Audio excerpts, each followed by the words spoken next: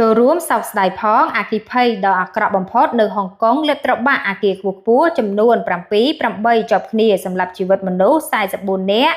និង279នាក់ទៀតបាត់ខ្លួន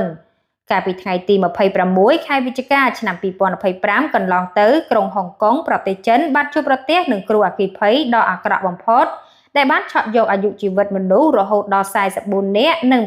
279នាក់ទៀតកំពុងបាត់ខ្លួននៅឡើយអគ្គិភ័យទ្រង់ទ្រាយធំនេះដែរបានកើតឡើងនៅតំបន់វ៉ងហ្វុកសង្កាត់តៃប៉ូដោយភ្លើងឆេះស្បៃនិងឫស្សីជួសជុលអគាររាលដាលខ្លាំងសន្ធោសន្ធៅរហូតឆេះពាសពេញទាំងអគារ7-8ខ្នងនៅទីនោះគួរឲ្យរន្ធត់ជាទីបំផុតប្រធានាធិបតីសៀជីនពីងបានសម្ដែងការរំលែកទុក្ខចំពោះហេតុការណ៍អគ្គិភ័យដ៏អាក្រក់ដែលបានកើតឡើងនិងឆក់យកជីវិតមនុស្សស្លូតត្រង់ជាង40នាក់ទស្សនវិជ្ជាស្ដែងនៃគ្រោះអគ្គិភ័យខាងលើបានបង្ហាញឲ្យឃើញអគារអាផាតមិនខ្ពស់ៗ7-8ខ្នងត្រូវភ្លើងលាបត្របាក់ក្រហមឆ្អិនឆ្អៅនៅគ្រប់ជាន់គួរឲ្យតក់ស្លុតសឹងមិនជឿថាជាទស្សនវិជ្ជាពិតដោយមើលទៅប្រៀបដូចជាវិនិស្សកម្ម